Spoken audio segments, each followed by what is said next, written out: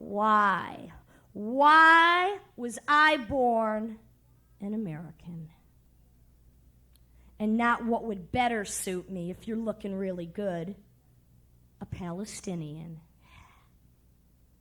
Pakistani, Syrian, Lebanese, Turkish, Filipino, Japanese, Chinese, Puerto Rican, Afro-Cuban American, or even better yet, my favorite of all, a Colombian, yeah. Why wasn't I born a Colombian? A Colombian with big balls, yeah, and maybe a quarter kilo of coke, yeah. Because then I could better understand the need to pilfer, to pillage, to plunder, to rape like wild Indians,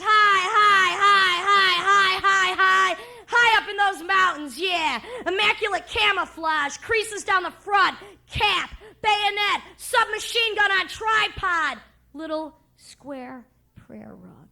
That every hour on the hour I would get down, and I'd get down on my hands and knees, and I would pray to the gods of war, yeah. I'd pray to the gods of war. I'd pray to the gods that gave me war, the gods that gave me something to do, somewhere to go on the weekend, something to live and die for, because that's all what we're missing here tonight, and that's why we're here tonight, is because we're looking for something to live and to die for. I just haven't found it yet, you know.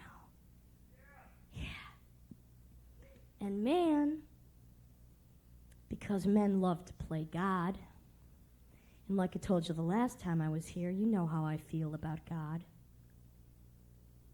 I hate God. I hate God. I hate God because God was the first cop. God was the first cock. God was the first big-dicked, low-down, good-for-nothing motherfucker that subjected me to this life sentence in the first place, where I've been trying to escape for the last 10, 20, 30, 40, 50, 60 years of my rotten, stinking life. But I know there is no escape. But that doesn't stop man. That doesn't stop man from playing God. That doesn't stop man from playing God. And God, he had all the fun because God, he could penalize. He could punish. He could destroy. He could mutilate. He could eliminate, annihilate. He could destroy the world. And man, just like the dinosaur with which he has so much in common, will also become extinct. Because all of man's useless, stupid, warmongering, greedy, bloodlusty, corrupt ideas are also now extinct. Oh, I pity the fools. I pity those poor, reckless fanatics lost in that time without limits, that limbo, that world without end. But night after night, I'm still praying. I'm still praying for them. Night after night, I'm still on my hands and knees, and I'm still praying. And when I'm down there, I pray and pray and pray for one thing. Boys. Boys. I pray for boys that don't know any better, that don't know any different. I pray for boys that don't know any better than getting those 18 bullet holes blown in their bellies when they travel in those squads of 15 to 20-year-olds whose sole job, whose only job that I can respect is to execute the executioners, is to kill the killers, is to eliminate the judges, the juries, the cops, the chiefs, the kings. Hey, baby, the king is dead, long live the queen. The king is dead, long live the queen. And night after night when I'm down there, and night after night I'm just praying for a new sinister nuisance which becomes my national obsession. Night after night I'm praying for another night of death on Blood Boulevard. Oh, yes. I want to take them all with me. I want to embrace them all in the fold, in the family, in the clan, in the tribe, my men. I want to say, oh, Manuel, oh, Ronnie, oh, Ollie, oh, George, oh, Margaret, you can come too. Come with me, baby. Come with me and be here with me now. I want to take you on a small trip, a little mini vacation, a permanent vacation, Why don't you come with me right now? We could go there. It's easy. You just hop on that helicopter and you get down there and you go to Bogota. You go to Bolivia. You go to Nicaragua. You go to Sandinista. You go to San Salvador, Beirut, Beijing, Brooklyn, Brighton, Belfast. You go where they know that the price they put on human life is death. The price they put on human life is death. And all the wailing in the world that I'm going to do ain't going to save your ass, it ain't going to save my ass, and it ain't going to shut me up either. That's right. I recognize, and I'm ready every minute. I know that the cost of living is hand-to-hand combat, fought tooth and nail. Hey, it's a mantra. Repeat after me. Life is cheap, but death is free. Life is cheap, but death is freedom. Oh, baptismal in blood, baptismal in blood, baptismal in blood. Oh, death wears the proof of a crown from the kings.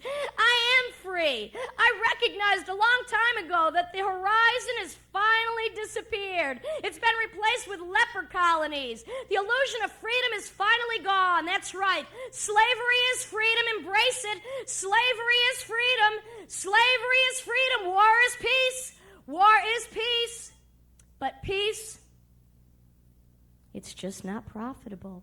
So, ladies, I'm going to appeal to you one more time because I know you want to rise up in business. I know you want to get your thing. I know you want to readdress the imbalance of power. So, ladies, get your goddamn gun. Just get your fucking gun. Get your Uzi. Get your AK. Get your 9mm. Get your small pistol, your handgun, your 45, your 33. Just get your goddamn gun because there's a rumor going on, you see, that the war has just begun.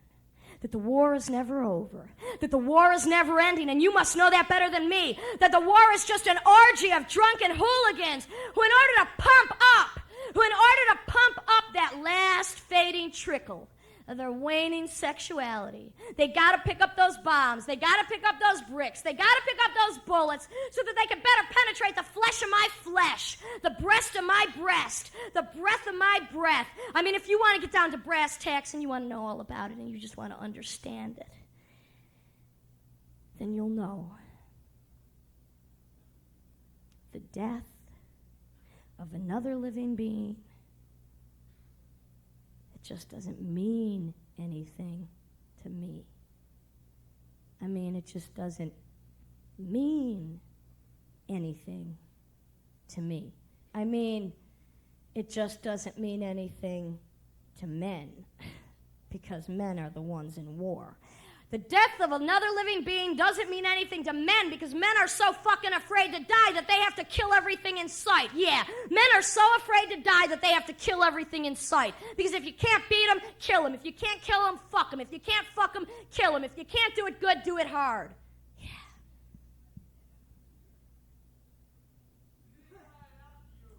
Yeah, I love myself too.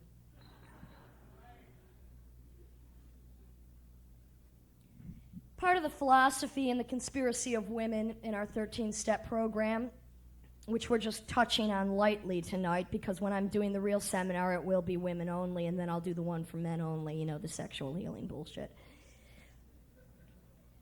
Part of the philosophy, without dogma, because in the conspiracy of women, there is no higher force other than yourself. There is no greater enigma to give up to. Part of the philosophy is if men bled every month as much as I bleed every month, some of their bloodlust would be eliminated. You know? They might know what real war was all about. I'm not talking about the monthly cramping, the insatiability, the hunger, the bloating, or the blood. That's the good part. I love the mood swings. It's the only time I'm really, truly emotional. That's not the problem. I think that if men wanted to know what real hell was, they would also get dosed with, and if this sounds like a list of my children's name in Greek, it could almost be real, chlamydia, condyloma, vaginosis, vaginitis, trichinosis, endometriosis, dysplasia, tubal ligation, genital warts, herpes, syphilis, gonorrhea, or my favorite, which I know personally I've infected half of you with here tonight, non-specific urinary tract infection. Very ugly. Now, I'm not going to take on some kind of attitude or trip and say, well, you could easily prevent it. Just go to the washroom, pay $1, put a condom on, strangle his dick. It'll get soft in no time. Don't worry about it. I don't think the problem lies in social or sexual responsibility or prevention.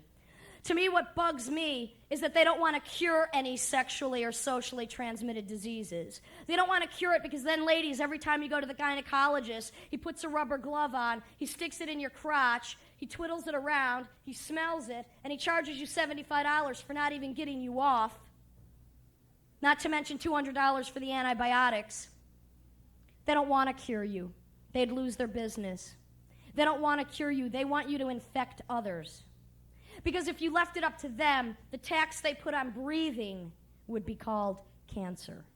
And they want you to have cancer, I can assure you of that. They want you to especially have feminine cancer so that they can keep you down, pound you down, put you in pain, make you weak, make you sick, make you feel guilty and like shit, and to wish you were dead. They've made sure now, though, if it's not only sex that gives you cancer, that everything gives you cancer, that breathing gives you cancer, that eating gives you cancer, that meat gives you cancer, water, vegetables, TV screens, video monitors, computer games, computers, satellite discs, which they import contagions from outer space to infect you with diseases that don't even have any names yet. They want you to have cancer. They want you to be sick. They want you to be weak, they want you to be desperate, and they want you to be fucked up and guilty because they want to control you. It's very easy. And now that they've ultimately controlled you by instilling you with fear of a sexual disease, because we know that if it isn't the disease that's going to fuck you up and kill you, it's the fear of the disease. Because they want you to be afraid. They want you to be very afraid. They want you to be terrified. They want you to be so fucking terrified that you become neurotic. And once you're neurotic, you get anxiety attacks. And once you have anxiety attacks, then you turn to alcohol addiction and drug dependency. And once you're an alcoholic or a drug addict, you have to go to Narcotics Anonymous or Alcoholics Anonymous or Sex and Loving Addiction Anonymous or Sexaholics or Women Who Love Too Much or my personal foundation, Women Who Hate Too Much. Now, when all those programs have failed you, you will, of course, eventually end up in the hospital. And when you get to the hospital, they're just going to stand there in their white pristine uniforms and their little flat shoes and their baggy stockings and their little hat, and they're just going to give you big attitude and look at you like you stink. Like, I knew you would get something. What did you think acting like that? That you wouldn't get something? That you were immune to this? You thought you wouldn't get it. Did you know that every single person you have slept with, you have also slept with everyone that they've slept with? I wish I had slept with everyone they slept with. Then maybe I would be happy here tonight. Maybe I wouldn't have an attitude problem.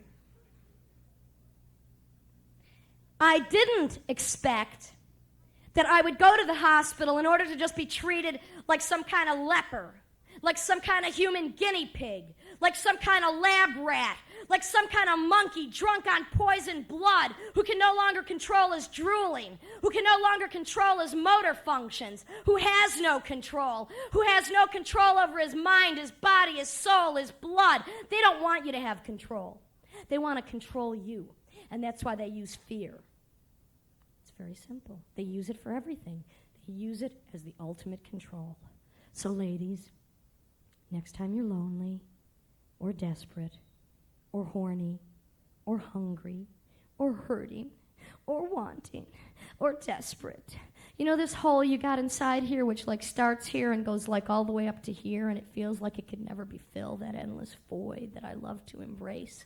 That's my advice. Embrace the void. Fill up the void, not with sewage, not with garbage, not with food, not with drugs, not with useless sex from useless men, but with yourself. With your own power, with your own heat, with your own energy, with your own light, with your own love. Oh yes, sisters are doing it for themselves. And boy, once you learn how to do that, you won't need anything useless anymore. You'll be able to just eliminate that shit, go on, grow up, get full, and not of shit.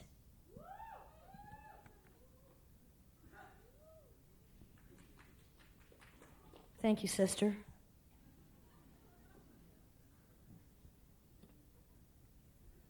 Okay, guys, I'm off your dick now. I'm not gonna, pound your cock any further down than it already is, halfway up your crack. Don't worry, this one's for you. You know, my problems that I have with men, it's not personal because I don't have personal problems with men. They're all social problems, and they're all based in the abuse of power from the higher echelons of the social strata. It's not on a one-to-one basis because I don't deal with dickheads mostly. I know how to root them out. But that's now. And now I want to give a little history about maybe how I learned to get to where I am today, standing in front of a few hundred people. I don't know, don't ask me. You know, I'm mature now. I'm an adult. I'm not a little teeny bop cycle slut anymore. I'm understanding. I'm loving. I'm forgiving. I'm even sometimes forgetful.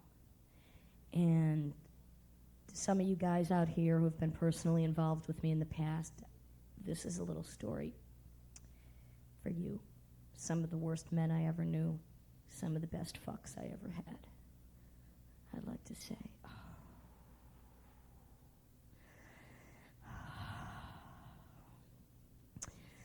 oh, Johnny. Johnny, come back, baby. Come back, Johnny. Oh, Johnny, come back, baby. I want to tell you everything I learned in the last 10 years. I want to try to teach you some of the things that I taught myself. I want to help you to understand me like I now understand you. I want to help you to understand me because I'm a very understanding, loving, adult, mature, wonderful, forgiving, forgetting woman. Oh, yes, baby, I am. I'm different now, you see. Remember that time? If you want to go back a little ways, remember that time that you took my cat and you, skydived it out the 5th floor story of that tenement on the Lower East Side and it went splat like a hamburger on the sidewalk? Forget about it, baby. Don't worry about it. I forgot about it. I forgive you. You know, when you took my 2 pet rabbits and you skinned them and you ate them and cooked them up for Thanksgiving dinner and you served it to my band and you gave the skins to the drummer who a year later told me they were my little furry pets. Don't worry about it, baby. I know that rabbit tastes good even when it is my little favorite bunny. Don't worry. Don't worry. Remember that time, baby, that you took my 32 exotic lizards that I'd paid $932 for and you let them all out of the cage and in your neo-Nazi get-up with the nightstick and the sunglasses, you goose-stepped all over them, accidentally, of course. Don't worry about it. I forgive you, baby. I forgive you. Remember that time that you took my 7-foot-long, 82-pound Burmese python that was imported from Asia somewhere and you wrapped it around your holster and you hitchhiked down to Florida and you started holding up those saving and loans banks? Nickel and diamond, just chump change. You know, you gotta get that little taste, baby. Nothing too much, nothing too much. Hey, can I come back? Can I come up? Just for the weekend. The CIA, the FBI, the sheriff, and the police department's after me. Don't worry about it, baby. Come back, come quick, come now. Just get here, baby. Just get here just for the weekend. Don't worry about it. You can hide out. You can hole up. Don't worry about it. Don't worry about it. Yeah. Remember all those fist fights we used to get into in the pool halls where those really stupid-looking suburban pervs in the business suits with the curly hair and the glasses and the ties and the briefcase you try to pimp her, you're anybody's ass off to?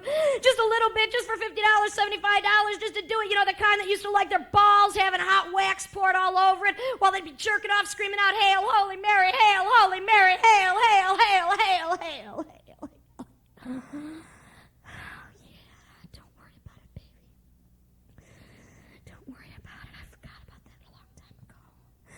I I almost forgot. I mean, I forgive you, but I can't really forget about that 62-year-old black man, Willie, that we picked up while hitchhiking on the corner of Houston and 2nd Avenue, New York City, 1981, where we got in and all he wanted to do was take us to a Motel 6 and you sat smoking Marlboros and drinking Budweiser, watching cartoons, laughing while I'm humping, pumping, fucking sucking my brains off, and that man couldn't come no matter what I did. 2 hours later and we're doubling the price. Hey, the art trip just wasn't paying in those days, baby. You know what I'm saying? We had to eat. We had to pay the rent. I mean, you couldn't get a job. You busted your kneecap on the construction site. 2 tons of solid steel. I understand. Don't worry about it. Don't worry about that time you smashed my face into a fucking plate glass window Christmas morning 1981. It didn't matter. I got the scars to prove it, but they're pretty scars. They're beautiful. They're everlasting, just like our love. Yeah. Don't worry about the time you ran over those 2 14-year-old surfer girls on the Malibu freeway in your 68 fucking Ford pickup. Ended up 9 weeks in intensive care, longest victim in L.A. County. Don't worry about it. You lived to talk about it. So did I. They're dead and buried. They didn't have a chance to get fucked up or screwed over. Don't worry about it. Don't even think about it. You know, I forgot all about the black eyes, the busted lip, the broken collarbone, the misplaced hip, the busted kneecap. I forgot all about it, baby. The trips to the hospital, the morgue, that time you stuck that small pearl-handled switchblade right inside my belly trying to implicate me in any kind of involvement with any man, woman, child, animal that I wasn't paid to fuck. As long as I was getting paid and you were getting 10% of the profits, you didn't really care. You didn't really give a shit. As a matter of fact, you fucking got off on it, you stupid fuck. You loved it. Yeah. You love me, baby, and I loved you. That's right. I can forget about it. Oh, I can forgive you, baby. I can forgive you for all the hurt. Hey, I dug it too. You know, I mean, the only way you can learn is through pain, right? I mean, I forgot about it. I forgive you, baby. Forget the horror. Forget about the horror. Hey, baby, one word of wisdom. May the force be with you. Yes. May the force be with you, baby. May the force be with you. May you two one day learn. May you two one day learn that you don't always have to prove how fucking hard it is to be a man. Hey, I understand. I know how hard it is to be a man. I know that it's hard to be a man. I know that you gotta be a hard man. I know that you gotta be hard, baby. You gotta be hard. You gotta be a hard man, you know? Because men, they just get blamed for everything, you know? And that's because they fuck everything up. Every time, every last time, I forgive you, baby. I can't forget about it, but I can forgive you. And that's because now we're up to step 13. Yeah. Now we're up to step 13. Yeah. Step 13 is when you take the lust out of your head and out of your heart and put it back into your fucking crotch where it belongs. Because there's one thing, step 13, and one thing only that can put my blindfolds on, and that's lust. Yeah. Lust. Yeah. Lust alone, baby. Lust alone. Those fingers, oh, when they reach out and they dispense and caress, offering oblivion, ecstasy, numbness. When that tongue of fire, baby, worships and helps me to escape into a nocturnal caress. Explosions, baby. Expulsion. Escape. Escape. Escape. Tripping off into those distant daydreams. Yeah. Suffocating.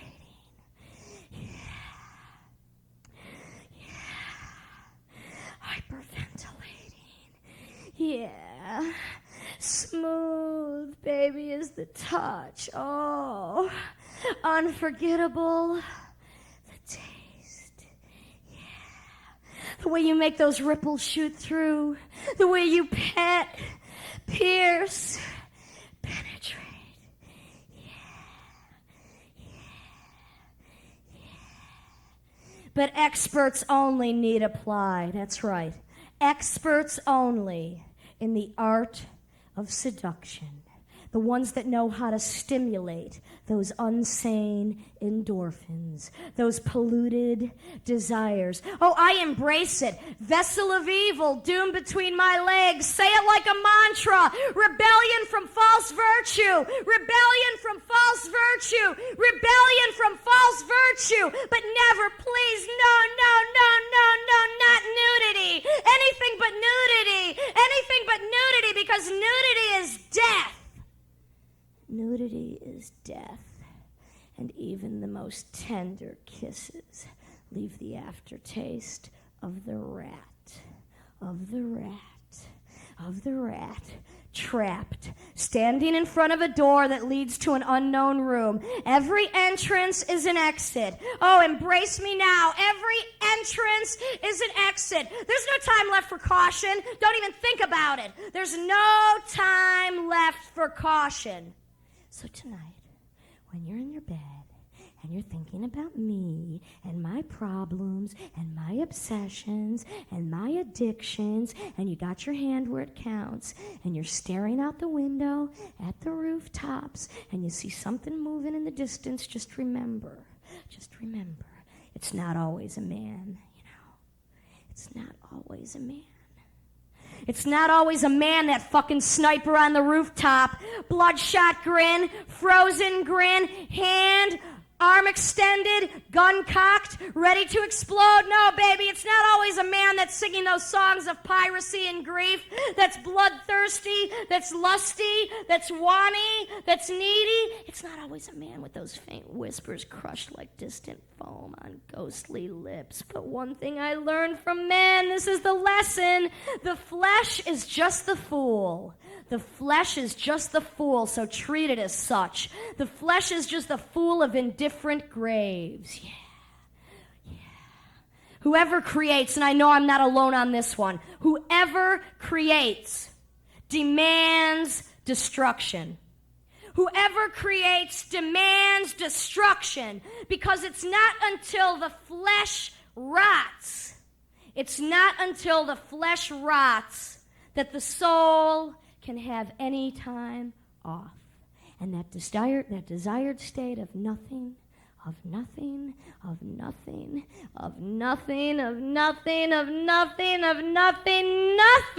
happen. Nothing can happen to a skeleton except the wind blowing through the bones on the other side of sin. Good night.